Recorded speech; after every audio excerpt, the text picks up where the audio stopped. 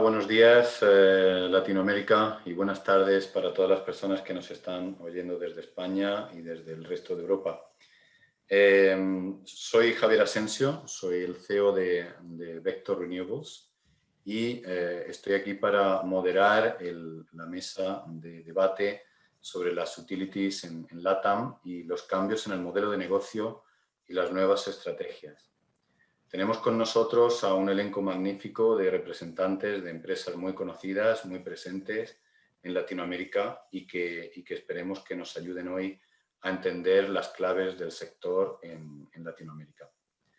Empiezo presentando a la mesa a Rafael Mateo, CEO de Energía de Acciona, Frank de May, CEO de Engie en Latinoamérica, Leonardo Benítez, Managing Director, Energy and Utilities en Minsait, y Marcelo Aicardi, CFO South America en AES. Bienvenidos a todos. Pues sin más, me gustaría comenzar la mesa de hoy con una breve introducción de sus empresas, quizá breve porque son empresas conocidas, pero sobre todo también con una pequeña introducción de cuál es su visión de los mercados eléctricos en Latinoamérica, si quieren hacer referencia a algún mercado concreto en el que tengan más experiencia. Y bueno, pues cuál es esa visión de los mercados eléctricos y cómo está afectando la pandemia del COVID y las últimas evoluciones del sector eléctrico en general en el mundo y de las renovables en particular. Bueno, pues me gustaría comenzar, por ejemplo, con Rafael Mateo. Rafael, si no te importa darnos tu visión desde Acciona.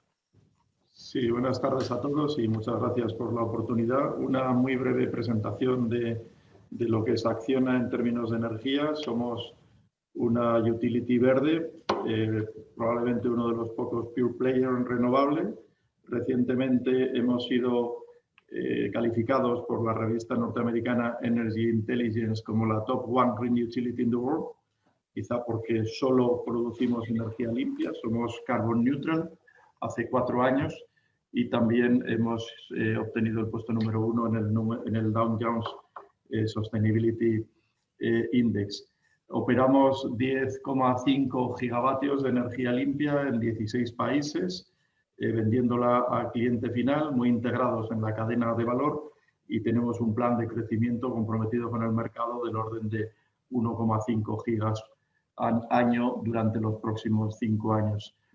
El COVID sin duda ha afectado todos nuestros mercados, ha supuesto de entrada una importante reducción de demanda que todavía no se ha recuperado y una importantísima reducción del precio de los mercados, sobre todo arrastrado por la caída del precio de los commodities y de los combustibles fósiles, que todavía no se ha recuperado y que probablemente quede de forma latente y endémica una reducción de demanda en lo sucesivo. Por lo tanto, no cabe duda que a corto plazo hemos sido afectados los operadores renovables.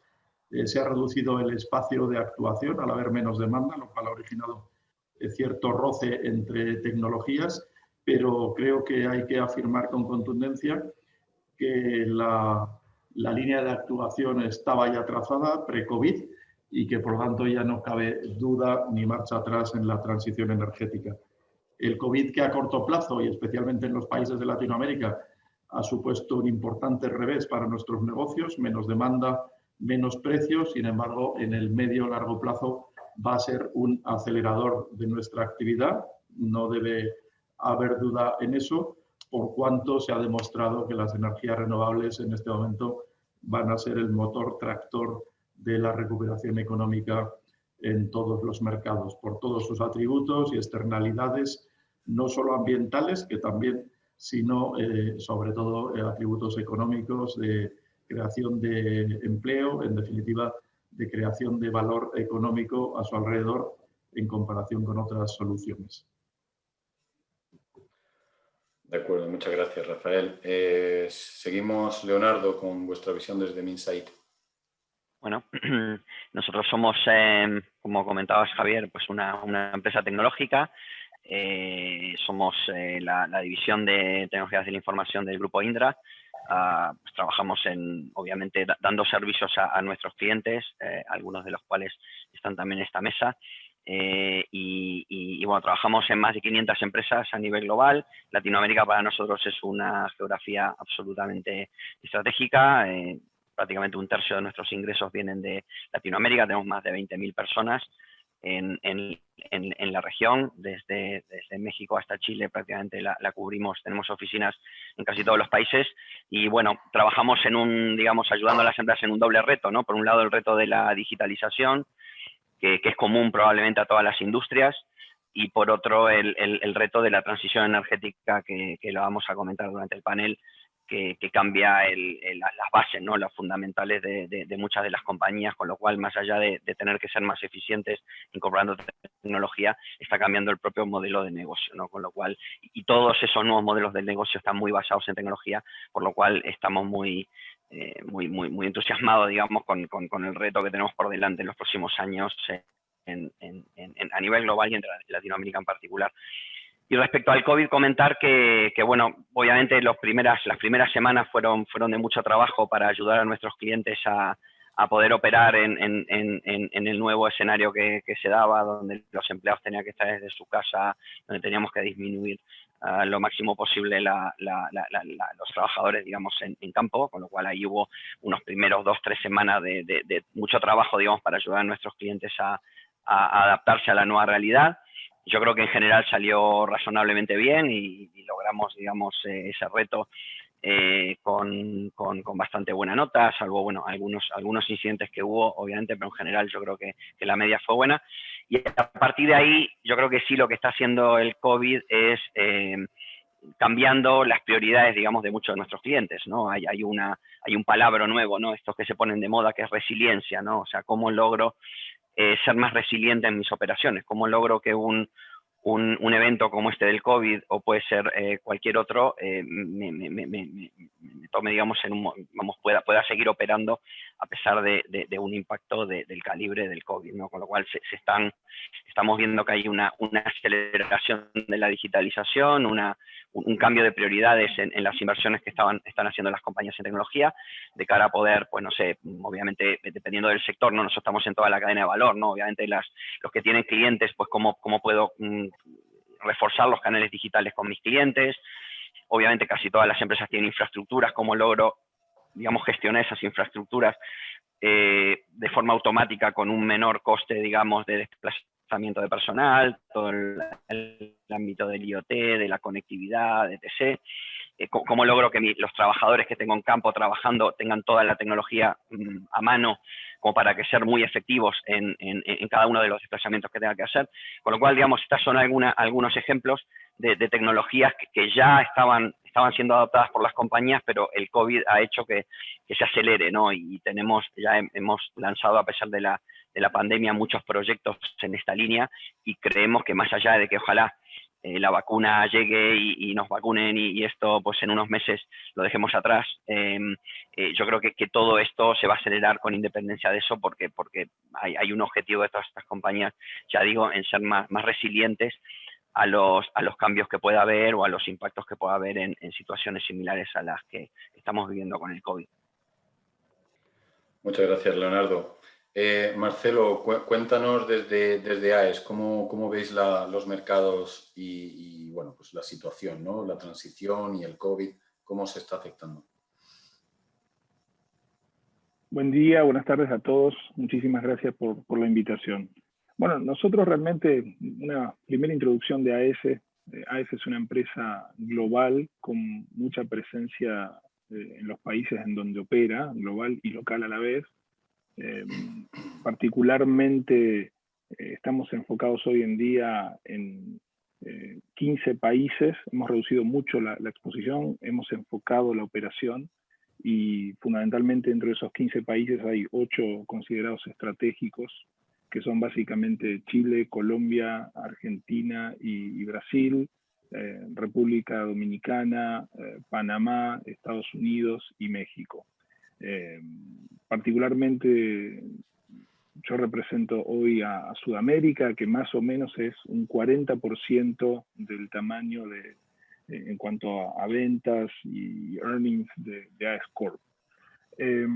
Realmente nosotros al principio obviamente tomamos medidas muy estrictas en relación al COVID y el potencial impacto que podía tener en nuestro negocio. Si bien teníamos una clara visión acerca de la fortaleza del negocio en cuanto a contratos de largo plazo, en dólares, con clientes de primer nivel o con orientación de exportación, y la realidad es que no sabíamos cuánto esto iba a durar y cómo iba a afectar las economías particulares, sobre todo en Latinoamérica, ¿no? Que siempre es más vulnerable.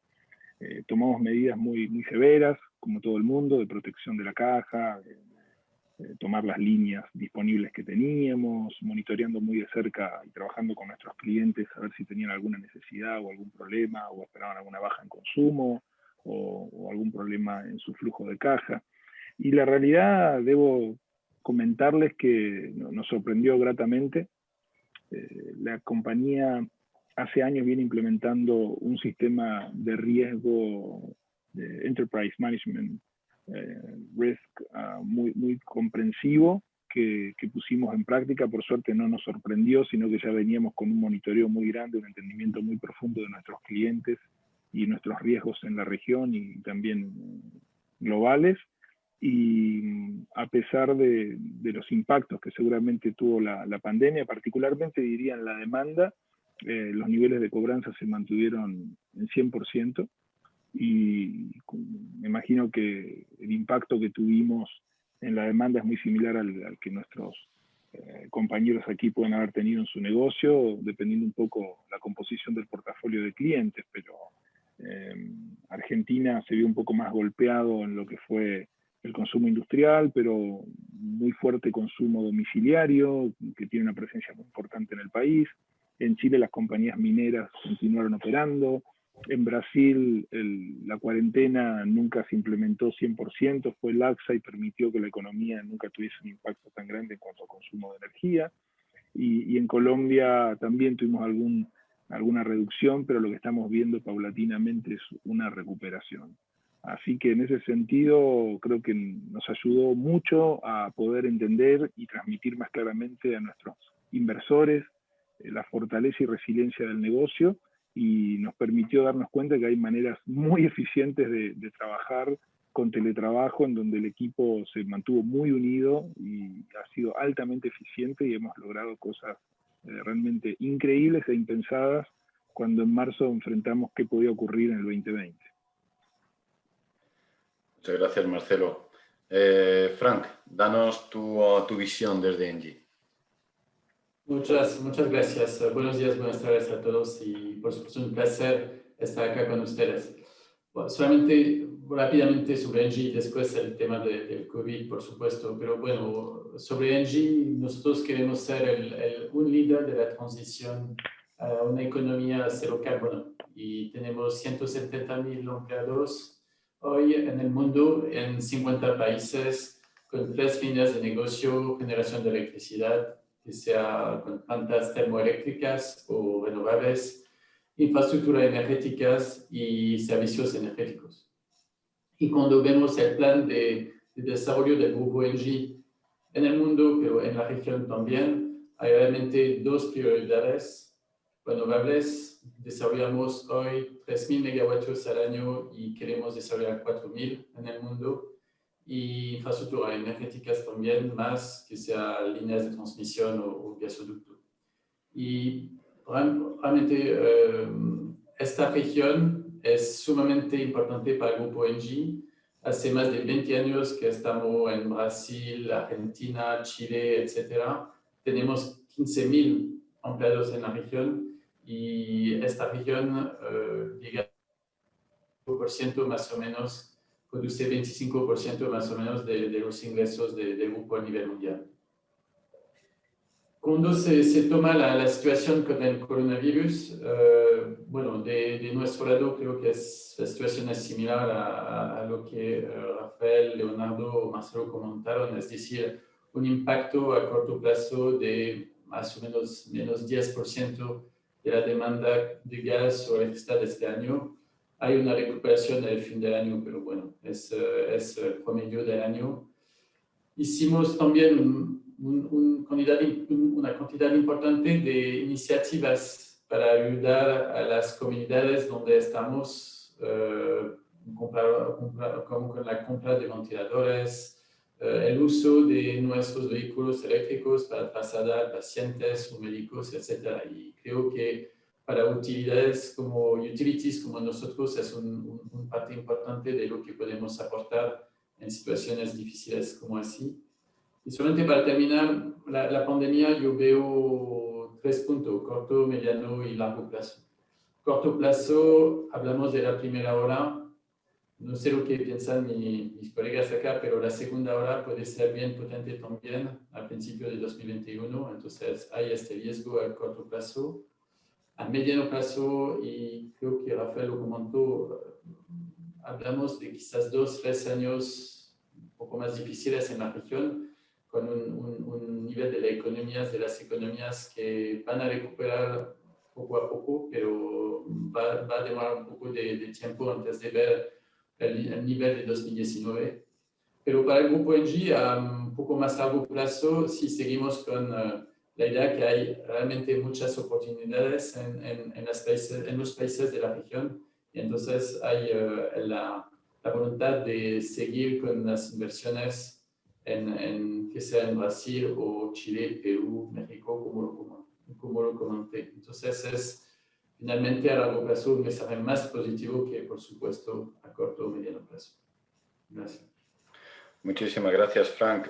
Bueno, veo como primera conclusión en general, pues la apuesta de las grandes empresas por Latinoamérica y la continuidad, si no la aceleración de la presencia y bueno, pues la transición energética, ¿no?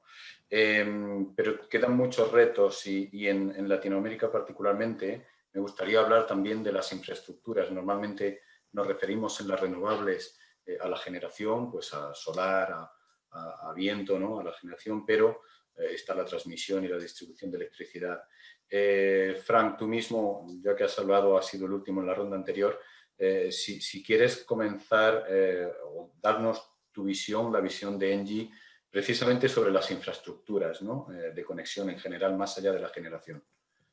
No, es una pregunta importante y realmente buena. Es decir, que creo que es obvio que todos los gobiernos o la gente ve bien la necesidad de desarrollar más plantas eólicas o solares. Y sigue siempre la discusión con las líneas de transmisión. Y se ve países donde eso es at the top of the agenda, como se puede decir, es decir, en Chile. Yo creo que Chile tiene bien claro que es un punto importante el desarrollo de líneas de transmisión. Perú también, pero si tomamos como países como México y Colombia, esperamos más de este lado. Y entonces, bueno, como Engie tenemos la experiencia para este tipo de proyectos y es realmente algo que a veces se demora en los planes de los países. De acuerdo. Marcelo, desde AES, ¿tenéis alguna visión? O, bueno, luego le preguntaría a Rafael. Marcelo, ¿qué pensáis desde AES? ¿Tenéis alguna visión específica de algún país en concreto sobre transmisión y distribución? Bueno, no, por supuesto que son segmentos fundamentales de nuestra industria. Nosotros como AES estamos enfocados fuertemente en Green Growth. Hemos enfocado toda nuestra estrategia allí, también en Customer Centricity, Leading Technologies y nuevas líneas de negocio. AES ha hecho con Siemens una alianza importantísima en baterías con la firma Fluence, y yo diría que nuestro enfoque fundamentalmente, dado que las energías renovables creemos definitivamente es el futuro y estamos transicionando hacia allí con una descarbonización muy importante en nuestro portafolio de manera global y local en Sudamérica, particularmente en Chile, creemos que la transmisión juega un rol importantísimo, porque todos sabemos que obviamente las energías renovables están donde está el recurso y son intermitentes, pero también para alivianar un poco el costo de inversión que implica adecuar la transmisión a esta nueva energía tan eficiente, tan valiosa y amigable al medio ambiente. Creemos que es fundamental el uso de baterías. Así que, por supuesto que es una infraestructura fundamental, pero creemos que tiene que utilizarse también inteligentemente, combinándola con baterías, y los sistemas regulatorios tendrán que adecuarse también, porque creo que hay mucho valor en ello, a remunerar baterías adecuadamente para ayudar a la estabilidad de los sistemas, a la regulación de frecuencia y a la reducción de costos elevados de transmisión. En distribución, obviamente la industria también está mudando. AES tiene muchos proyectos de energía distribuida y somos pioneros en muchos países, por ejemplo en Colombia, con nuestro socio estratégico Ecopetrol, estamos de la mano junto a ellos haciendo proyectos solares, y en Brasil tenemos muy buenos proyectos al respecto, en Estados Unidos, donde AES obviamente quiere enfocar mucho de su crecimiento futuro, así que la distribución sin lugar a dudas es también un elemento fundamental que permite estar cerca del negocio. Hoy nuestras empresas de distribución están más enfocadas en los Estados Unidos y no particularmente en Sudamérica. De acuerdo. Rafael, desde Acciona, ¿alguna visión sobre las infraestructuras? Sí, nosotros operamos en Latinoamérica, en México, Chile y Costa Rica, y con algún desarrollo más incipiente en otros mercados también de la región, pero sí con una posición bastante sólida en México y en Chile en términos de renovables. De hecho, creo que somos como la cuarta compañía en la región en potencia instalada renovable. Déjame aportar un dato primero que yo creo nos puede dar una visión de cómo hay que crecer en generación y en infraestructura de transmisión, ojalá que a la par. El primer teravatio de energía renovable en el mundo ha tardado 18 años en instalarse. El segundo teravatio lo va a hacer en 5 años y además lo va a hacer a mitad de coste del primero.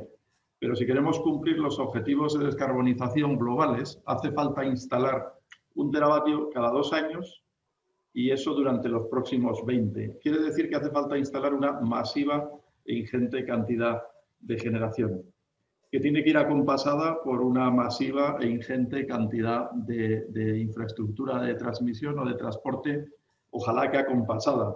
Estamos observando, y supongo que todos nuestros colegas que operan en estos mercados, estamos observando en mercados inicialmente atractivos que hicieron una buena regulación, que surtió un positivo efecto llamada, cómo se ha establecido una alta concentración de capacidad de generación en zonas de difícil evacuación, y por lo tanto se está produciendo una especie de canibalización entre activos no solo existentes, sino por supuesto canibalización de los nuevos activos. Lo hemos visto también como infraestructuras de transmisión entre sistemas aislados imprescindibles durante décadas se han construido con una visión de largo plazo y se encuentran ya hoy en día saturadas, estableciendo de nuevo precios diferenciales o precios nodales por zonas. El desarrollo de infraestructuras de transmisión, para nuestra desgracia, es más difícil que el desarrollo de las infraestructuras de generación, y por lo tanto ahí sí que hace falta una buena planificación, ojalá que anticipada, para evitar estos cuellos de botella que hoy estamos sufriendo en muchos mercados, de abundancia de generación que no es posible evacuar o que sufre de curtailments porque no puede evacuarse hacia otros destinos por falta de transmisión. Creo que es complejo el problema porque la generación hoy en casi todos los mercados latinoamericanos es una actividad muy liberalizada, la transmisión es una actividad mucho más regulada y en ocasiones no va a la par la planificación y se producen estos descalces entre una y otra actividad con el siguiente riesgo económico para los actores de uno u otro sector. Por lo tanto, creo que hay mucho que trabajar en infraestructura. Latinoamérica es un ejemplo claro, o sea, hay que hacer más líneas troncales, más líneas de distribución, porque si una de las bondades tiene la renovable es que puede estar muy próxima a sus consumos y por lo tanto se puede planificar bien geográficamente y tratar de evitar estas grandes infraestructuras de transporte que con una adecuada planificación de la generación no serían tan necesarias. Rafael, continúo contigo con una subpregunta. Perdona, ahora voy a Leonardo, pero una subpregunta y sigo con Rafael. Estás hablando de grandísimas inversiones en líneas eléctricas, en infraestructura. Por supuesto que tienen que hacerse a nivel público, habrá también corporaciones privadas, pero tiene que haber una implicación pública.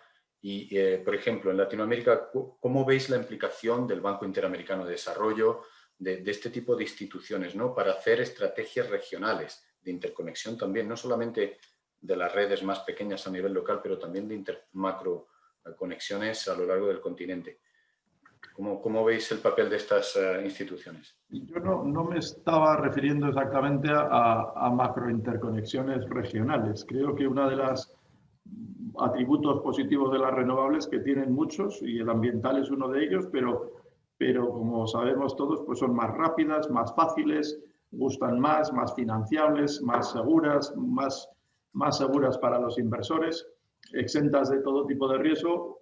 Y otro de los atributos que tienen es que son locales, que utilizan un recurso local limpio e ilimitado. Por lo tanto, tampoco creo que un crecimiento de renovables requiera per se llevar acompasada una creación de grandes infraestructuras regionales.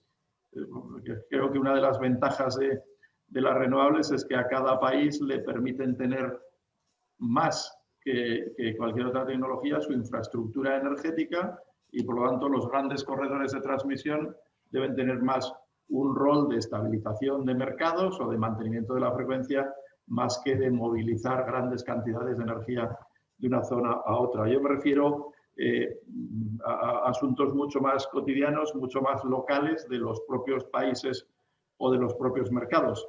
Los bancos multilaterales evidentemente tienen siempre un rol, que es financiar, pero no es financiación lo que falta son permisos, proyectos y un calendario acompasado de ejecución. Afortunadamente estamos en un momento, y tanto en Latinoamérica como en el resto del mundo, donde a un buen proyecto, dado que en nuestro negocio están absolutamente exentos de riesgos, la financiación fluye con rapidez y con abundancia. Por lo tanto, yo creo que estamos más hablando de un tema de planificación geográfica o estratégica que de planificación financiera. De acuerdo, muchas gracias, Rafael. Leonardo, desde el punto de vista de las tecnologías, ¿cómo veis vosotros precisamente la gestión de redes y la gestión de infraestructuras?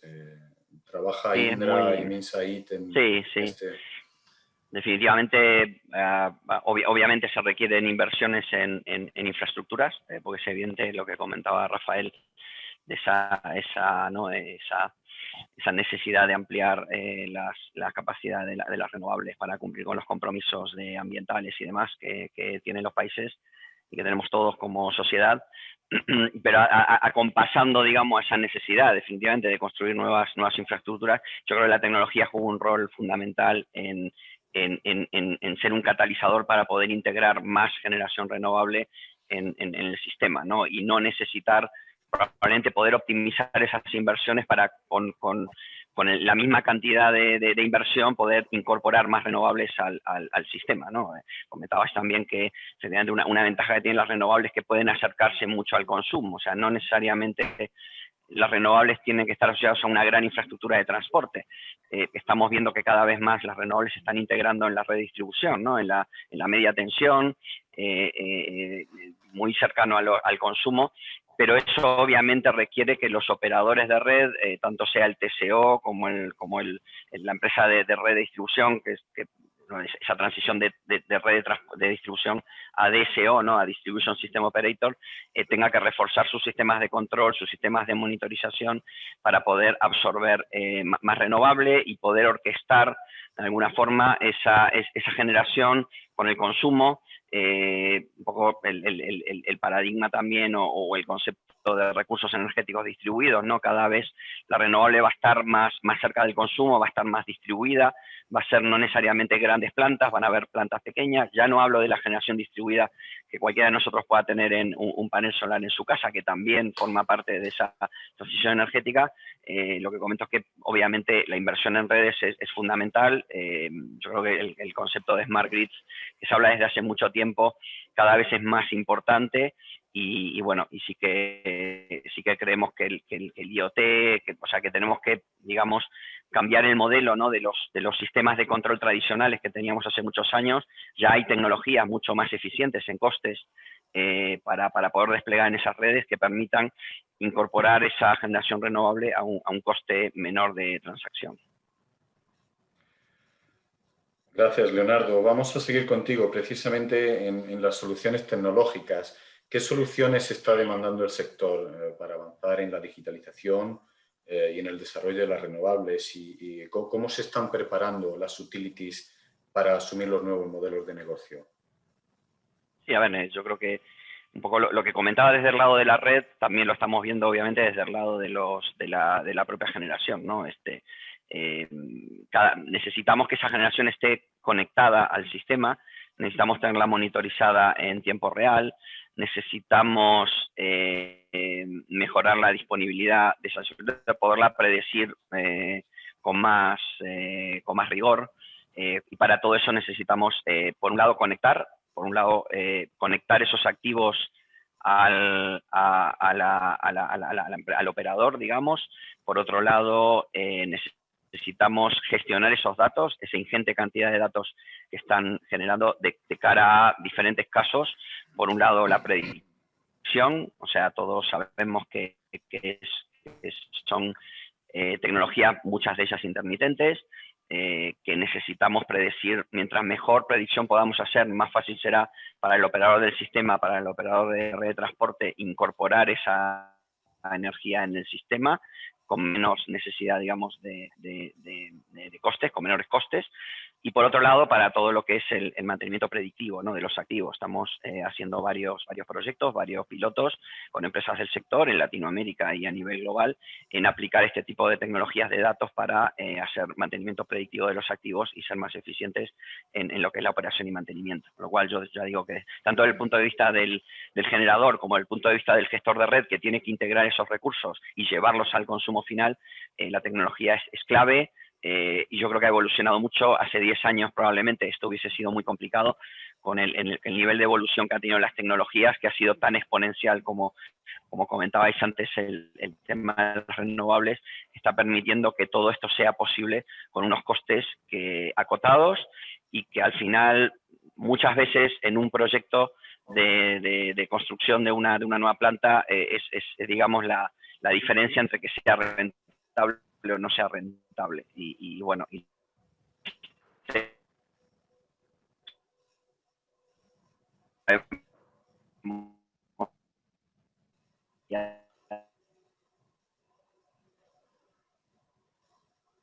Creo que hemos perdido a Leonardo. Leonardo, no sé si nos oyes, pero bueno, continúo en este caso y damos luego la oportunidad a Leonardo para que reconecte y nos termine de responder. Continuando con esta pregunta sobre la digitalización y la tecnología, quizá Marcelo nos puedes decir desde AES qué estáis implantando a nivel tecnológico y digital. Bueno, realmente es un pilar importantísimo de nuestra estrategia global y regional. Estamos invirtiendo mucho en herramientas de inteligencia artificial, digitalización, captura de datos, automatización. Nosotros hace rato ya tenemos un modelo implementado de hubs y centros de servicio en lo que es administración, y adicionalmente en operación estamos también instalando y poniendo en funcionamiento centros de operación centralizados, de control y operación remotos.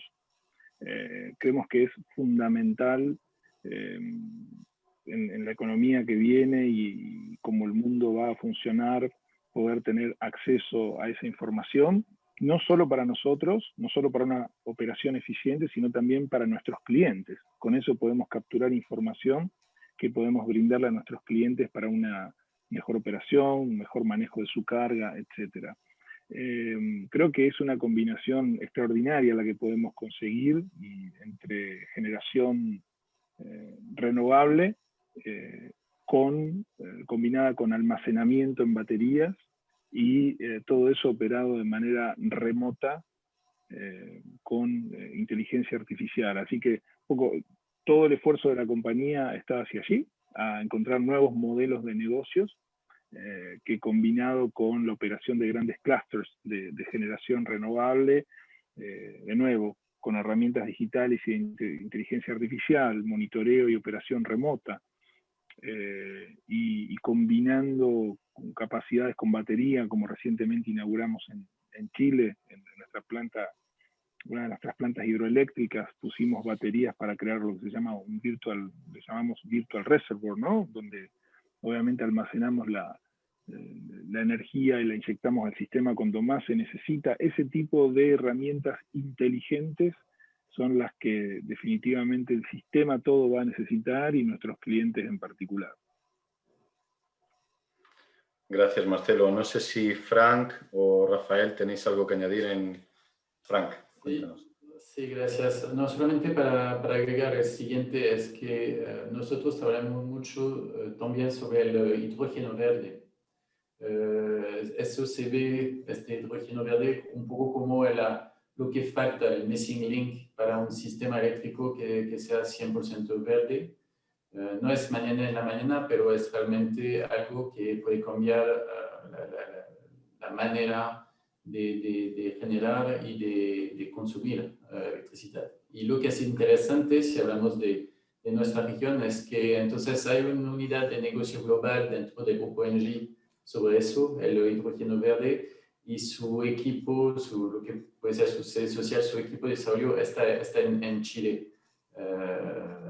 El equipo mundial está basado en Chile porque es realmente en nuestra región, que sea Chile, en Perú, por ejemplo, que vemos donde podemos firmar, desarrollar pilotos de un tamaño industrial para demostrar el impacto que podemos tener con este tipo de tecnología.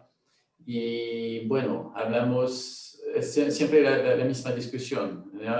Hablamos de 2040 o antes.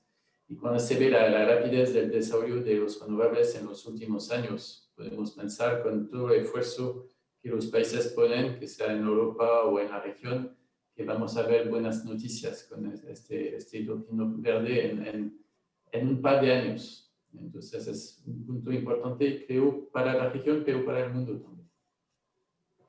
Gracias, Frank. Rafael, ¿algo más que anotar?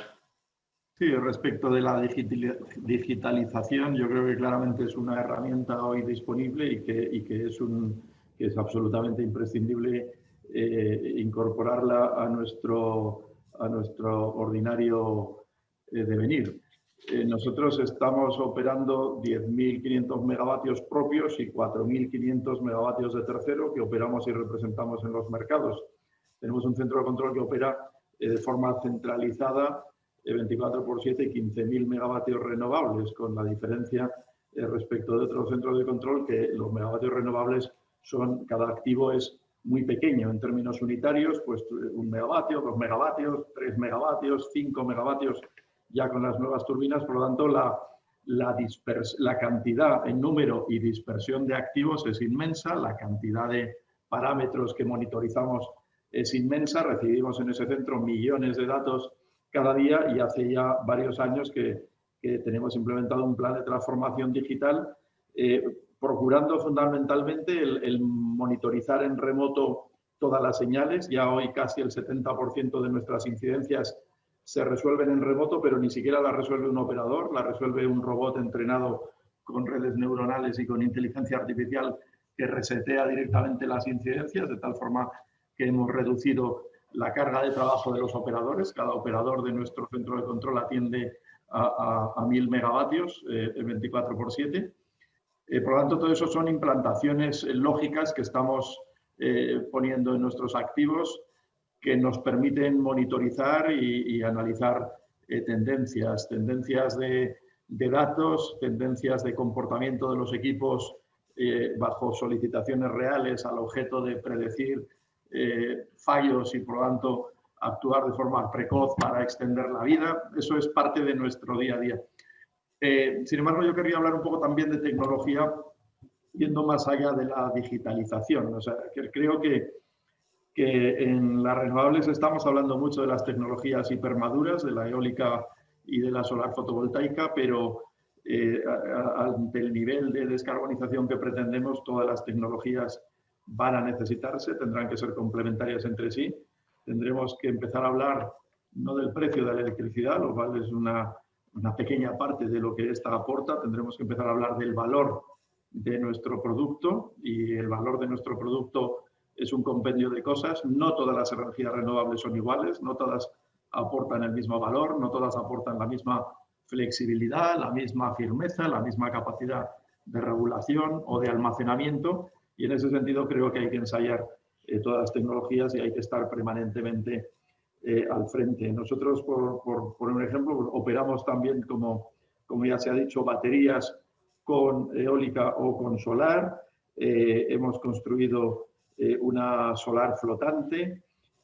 Tenemos alguna torre eólica híbrida, es decir, con la torre recubierta de solar orgánica, de tal forma que se puede ubicar en cualquier sitio remoto porque se produce sus propios autoconsumos y auxiliares. Trazamos el origen de nuestra energía limpia a cliente final. En Chile lo estamos haciendo, en México, utilizando Green Chain, que es una patente de tecnología blockchain. O estamos también inmersos, y estoy de acuerdo que no es para mañana, pero estamos en este momento construyendo la que esperamos sea la primera planta productora de hidrógeno verde, con unas 300 toneladas al año de hidrógeno verde aquí en España, en la isla de Mallorca, en un proyecto europeo con otros socios. Creo que hay que estar por delante permanentemente, y que compañías como muchas de las que estamos representadas, globales, tenemos por un lado la dificultad de la operación global, que siempre conlleva mayor dificultad y mayor complejidad, pero tenemos la ventaja de que observamos y vemos muchos mercados a la vez, y en general se cumple que lo que pasa en un mercado, sea desde el punto de vista tecnológico, regulatorio o de cualquier otro tipo, lo que pasa en un mercado poco después sucede en otro. Por lo tanto, el estar a la vanguardia tecnológica nos permite también irnos anticipando. Gracias, Rafael. Mira, has nombrado una cosa que justo enlaza con la siguiente pregunta, ¿no? Has dicho hay que fijarse en el valor y no solo en el precio, ¿no? El valor es un concepto más amplio. Pero precisamente yo quería hablar de precios, ¿no? O de valor, ¿no? Ahora me contáis cada uno lo que pensáis, pero la energía solar ya es la más barata, oficialmente ya se ha confirmado como la más barata a nivel mundial, y además nombrabais también antes el roce de tecnologías, ¿no? O sea, ¿cómo va a influir precisamente los precios y el valor que mencionas, Rafael, la complementariedad de tecnologías? ¿Qué es lo que se va a imponer en Latinoamérica y, bueno, en el mundo, ¿no? Latinoamérica no es una excepción. La solar, la eólica, va a haber ese roce de tecnologías, cómo van a ser los precios, cómo se complementan. Contadme un poco desde el punto de vista del mercado, qué pensáis sobre la solar y los precios, ¿no? Pues, si me permites empezar, yo creo que no hay que hablar de precio. O sea, cada vez más convencido de que no hay que hablar de precio. Por lo tanto, no me gusta esto de que la energía solar sea la más barata. Yo diría que la energía solar y la energía eólica son competitivas con el resto de las fuentes, aportan otras cosas, aportan unos intangibles que pueden valorarse y son materiales, como es la no emisión de CO2, y aportan otros intangibles, como son evitan importación de fósiles, por lo tanto mejoran la balanza comercial de las economías, generan empleo muy local y muy territorial. Tienen muchos intangibles que, cuando los sumamos al precio en términos de valor, están mucho más allá, por supuesto, en términos de valor añadido que otras energías que generan valor, pero seguramente lo generan en los lugares de origen de los productos commodities fósiles que utilizan. Por lo tanto, a mí me gustaría que hablemos de valor, que la energía solar en algunos nudos del norte chileno se venda a cero. No sé a quién le parece que es un buen logro. O sea, es precisamente un fracaso de la estructura donde se está produciendo una energía que no puede llegar a destino y se está tirando porque está produciendo curtailments en los parques y no se evacúa. Por lo tanto, yo creo que tendremos que acostumbrarnos a pensar que deben cohabitar todas las tecnologías, pero que el objetivo de los inversores es asegurar durante las 24 horas de los 360 días de los próximos 30 años el suministro limpio, seguro, fiable y competitivo a los ciudadanos. El objetivo no debe ser conseguir un récord y una medalla de oro en la Olimpiada de los precios, porque eso es gloria por un minuto, porque probablemente el proyecto ni siquiera se ejecute o se lleve a cabo, porque el proyecto luego se cae por falta de permitting o por falta de financiación, y lo que tenemos que pensar es en términos un poco de mejor contribución a nuestro cliente final, que es el consumidor. Entonces, ese es un poco mi mensaje. O sea, creo que el precio está bien. Cuando se abre un sobre en una subasta, pues alguien dice siempre hemos batido el nuevo récord, el nuevo precio, pero suceden dos cosas. Una, muchas veces el proyecto no se ejecuta. Dos, nunca ese precio llega al consumidor final. Hay muchas otras cosas entre medio y ese precio puede ser marginalmente visto por el consumidor final. Y tres, tenemos en nuestras manos los operadores el diseño de la estructura energética de los mercados en el largo plazo. Es un momento crucial porque se está barriendo una estructura energética anterior basada en unas plantas fósiles grandes y contaminantes y se está pasando a una nueva estructura basada en otro tipo de tecnología. Y lo que no podemos es perder de vista que en esta transición tenemos que salvaguardar la estabilidad, la seguridad, la flexibilidad, la competitividad y la no contaminación de los activos. Y no estamos solo hablando, por lo tanto, de hacer una oferta barata en una subasta competitiva, sino que estamos hablando de algo mucho más serio y más de largo plazo. Gracias, Rafael. Frank, desde Engie, ¿cómo veis el debate que introduce Rafael también sobre el tema del valor? Me parece muy pertinente. Quizá por introducir también subelementos dentro de este debate, voy a introducir algún elemento adicional como subastas, ¿son necesarias o no son necesarias? PPAs privados. Bueno, pues abrir un poco el abanico, ¿no?, de las respuestas también y las perspectivas desde las empresas. No, gracias por eso. Solamente para empezar, a mí me gustaría decir también que, por supuesto, hablamos mucho de solar o eólico porque es la parte del mercado que se desarrolla más ahora, pero hay que pensar la transición. Y creo que fue también el punto de Rafael, es decir, que queremos una electricidad que sea más verde posible, pero queremos electricidad 24/7. Y eso puede venir del gas natural también. Engie es una gran empresa de gas natural y se ve en otros países. Si se toma, por ejemplo, los Estados Unidos, hay una reducción del CO2 que es emitido de la generación de electricidad que viene principalmente del cambio del traslado de las carboneras a las turbinas de gas. Entonces hay que tomar esto en cuenta, es que hay pasos antes de ir a un sistema que sea 100% verde. Ahora, si se toma tu pregunta, entonces, con las licitaciones subastas, de nuestro lado, mira, con los casi 30.000 gigavatios de renovables que tenemos en el mundo, hay una parte importante en la región, hidro en Brasil, solar y eólico en otros países de la región. Pensamos, yo pienso que subastas siguen necesarias al día de hoy para seguir con el desarrollo de de solar y eólico. Eso, las subastas ayudan mucho a poner en la mesa reglas claras para inversiones a largo plazo como nosotros. Claras, estable.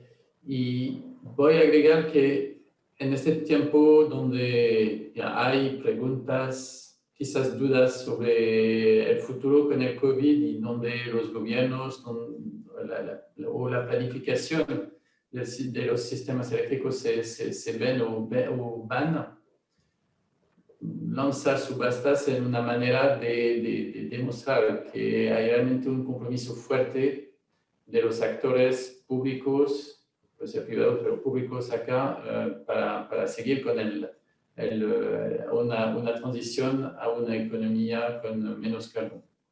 Y eso creo es importante y es lo que vemos en nuestros países, ya como Colombia. Hace poco tiempo el presidente Duque ha anunciado que vamos a ver una licitación subasta adicional en Colombia.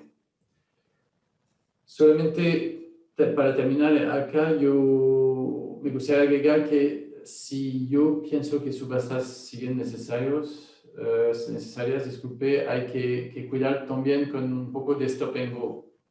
Es decir, que para nuestras compañías hay que poner muchos recursos, y no estoy hablando solamente de recursos financieros, estoy hablando de recursos humanos para arrancar un desarrollo en un país, para participar a licitaciones y subastas.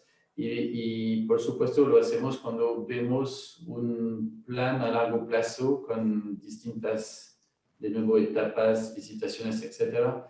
Y el hecho que a veces hay stop and go en subastas, o que paran subastas o licitaciones, como en México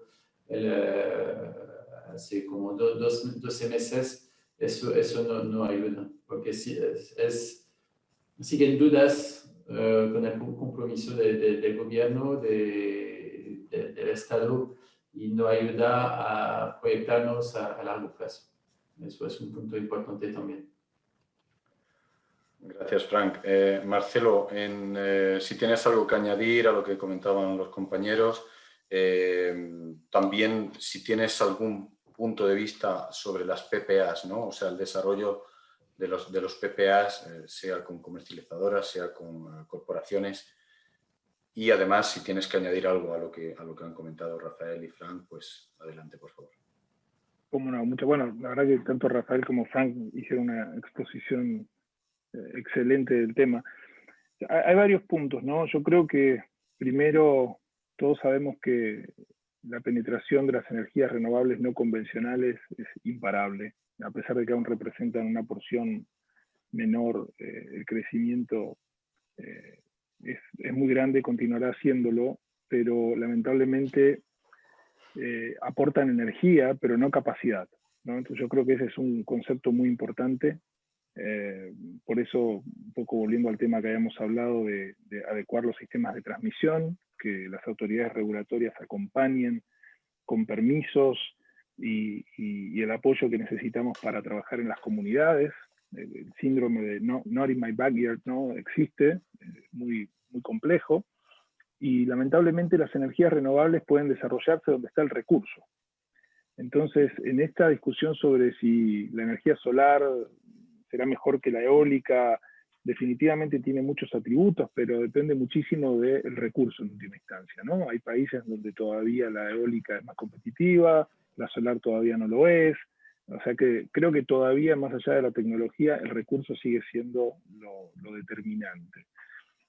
Y en ese sentido, de nuevo, la complementariedad con, por ejemplo, una capacidad de almacenamiento es muy relevante, o que existan la regulación adecuada para la remuneración de plantas térmicas que puedan colaborar con regulación de frecuencia y provisión de capacidad y energía cuando se la necesite, y no simplemente cuando pueda producirse físicamente.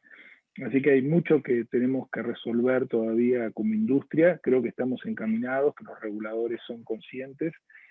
Sobre si subasta o PPAs, creo que en definitiva ambos son bienvenidos. Obviamente muchas veces en las subastas se hace mucho hincapié en el precio, pero allí es muy importante que los gobiernos apoyen con permisos y el desarrollo que se necesita para llevar adelante un proyecto. Y en cuanto a los PPAs, creo que son un motor fundamental para conseguir un proyecto financiable, rentable a largo plazo, y en eso estamos viendo mucha variación dependiendo del mercado, del tipo de cliente, y sin duda que creo que hay que tener una mentalidad de portafolio.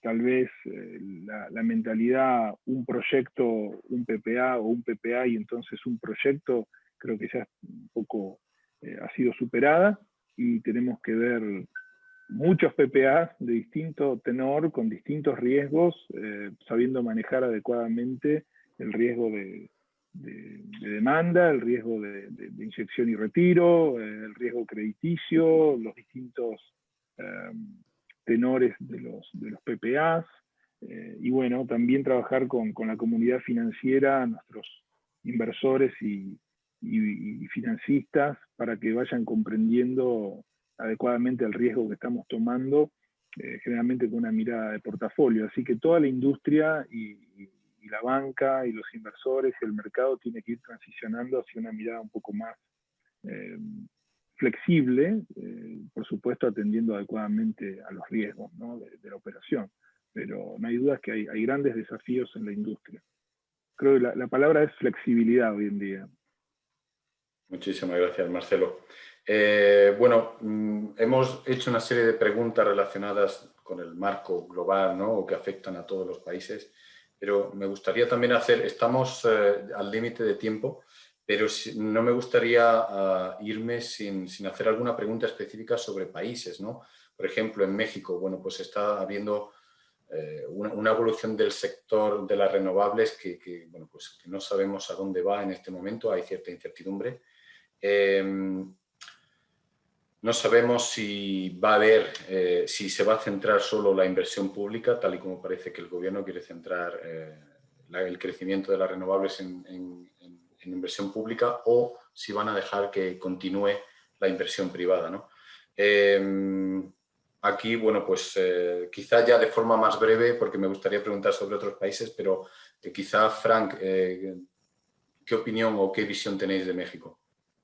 No, gracias. Muy rápidamente voy a empezar diciendo lo que es obvio para todos. México es un país enorme con recursos impresionantes. Hablamos de 130 millones de habitantes, muy cerca de este motor de la economía mundial que es los Estados Unidos. Entonces, un montón de oportunidades. Y estamos ahí en gas, estamos ahí en renovables, y creo que no es una noticia súper nueva decir que cuando se trata de renovables la situación es difícil. Es difícil para nosotros, es difícil para nuestros colegas y la competencia con los intentos de cambios regulatorios. Y nuestra posición, nuestra visión dentro de Engie es que no es una lucha, una guerra entre la inversión pública y la inversión privada. Pensamos que con todo lo que se necesita en este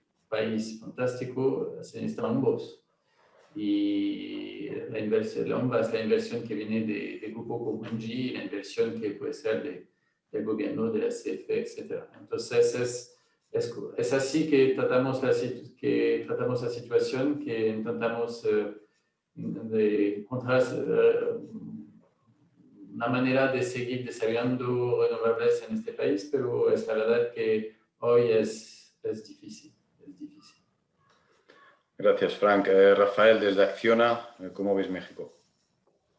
Bueno, quizá las ventajas de empresas globales es que vemos muchos mercados y, como decía, todo es cíclico, y no en México hoy, sino que en otros mercados, y algunos bien importantes, hemos sufrido ciertos momentos regulatorios más o menos difíciles a lo largo de los años. Coincido con lo que ha dicho Frank. México es un gran mercado, muy grande.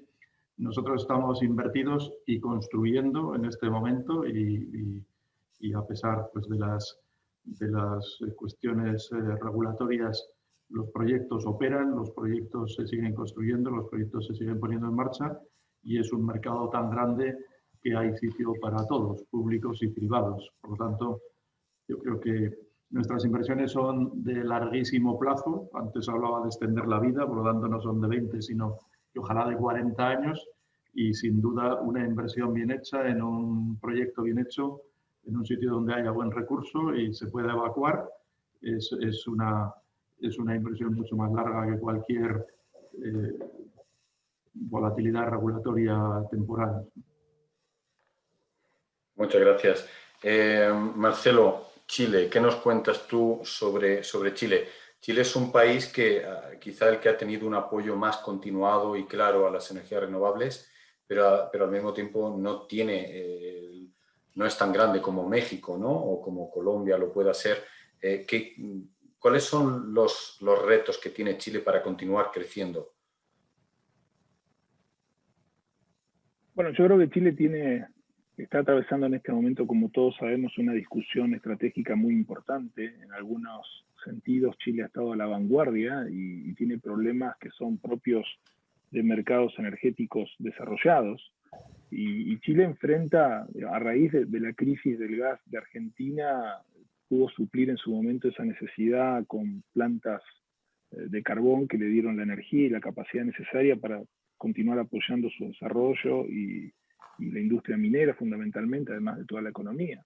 Y hoy se enfrenta, obviamente, en una discusión muy avanzada de la velocidad en la que debe realizar el retiro de esas plantas de carbón. Así que, como ustedes lo saben, hay un gran debate a nivel nacional. Nosotros creemos que, obviamente, tiene que hacerse de manera ordenada y buscando la estabilidad del sistema, porque la energía es un elemento fundamental en el desarrollo de las naciones y no podemos permitirnos el lujo de perder la estabilidad y la competitividad en materia energética que había alcanzado Chile, pero como AES estamos completamente comprometidos a apoyar ese proceso de descarbonización y ese proceso de descarbonización tiene dos elementos. Uno es el retiro de las plantas de carbón y el otro es avanzar aún más fuertemente en la introducción de energías renovables. En ese sentido, particularmente con AES Gener, nosotros estamos culminando la construcción del proyecto Alto Maipo, 500 megavatios hidroeléctricos a pocos kilómetros de la capital, de Santiago, con lo cual creemos que tenemos allí un activo de 100 años de generación no térmica para satisfacer la demanda, el punto de mayor demanda del país, y nos hemos embarcado en una estrategia de conversión de nuestros contratos de largo plazo con nuestros clientes mineros de base de carbón a renovables, con lo cual tenemos un plan de expansión de 2.000 a 2.500 megavatios renovables.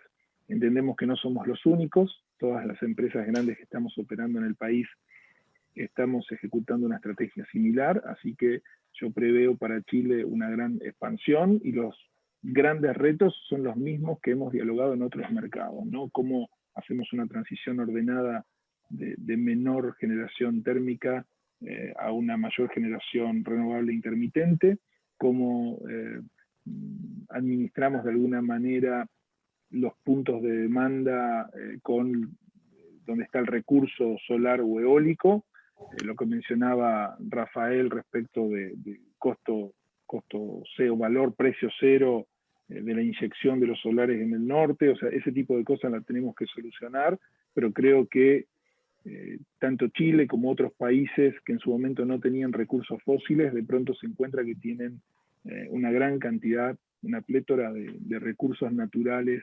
renovables que deben explorar y no tengo dudas que Chile va a encontrar el camino para hacerlo. Muchísimas gracias. Lo cierto es que hemos superado levemente el tiempo que teníamos asignado. Me habría encantado hablar de otros países también, de Colombia, de Centroamérica, donde hay tantas oportunidades también. Quizá sea objeto de otro debate entero, ¿no? Ir país por país. Pero bueno, si alguno de los participantes quiere hacer alguna pregunta, yo tengo aquí alguna que se ha realizado en Energía. Preguntaban por el hidrógeno verde. Frank ya había hecho referencia al hidrógeno verde, pero bueno, quizá brevemente, por añadir algo más, ¿cuál es el grado de madurez que le veis, el tiempo para que el hidrógeno verde empiece a ser parte de la solución también? ¿Cuál es el plazo de tiempo que le veis? Bueno, rápidamente vemos que puede ser un precio normal, para decir las cosas así, un tiempo que sea como 2030 o algo así. Hay que encontrar exactamente por cuál tipo de negocio. Puede ser, por ejemplo, cuando sabes los CAEX, los camiones enormes de la mina, o el amoníaco también. Entonces hay un par de pilotos o de proyectos, disculpe acá, donde vemos que puede ser competitivo a un tiempo que sea 2030. Que puede ser 2030, son 10 años. Para utilities, no estoy diciendo que es mañana, pero no es a largo plazo tampoco. Muchísimas gracias. Bueno, pues con esto me gustaría cerrar. No sé si hay algún comentario adicional que alguno de los ponentes quiera manifestar. Bueno, pues sin más, doy las gracias a todos los ponentes y dar también las gracias a Energia y a Iván y a todo el equipo por la organización del evento. Muchísimas gracias a todos. Buenos días y buenas tardes para los Muchas gracias. Gracias a todos. Buenas tardes. Adiós. Muchas gracias. Adiós. Adiós.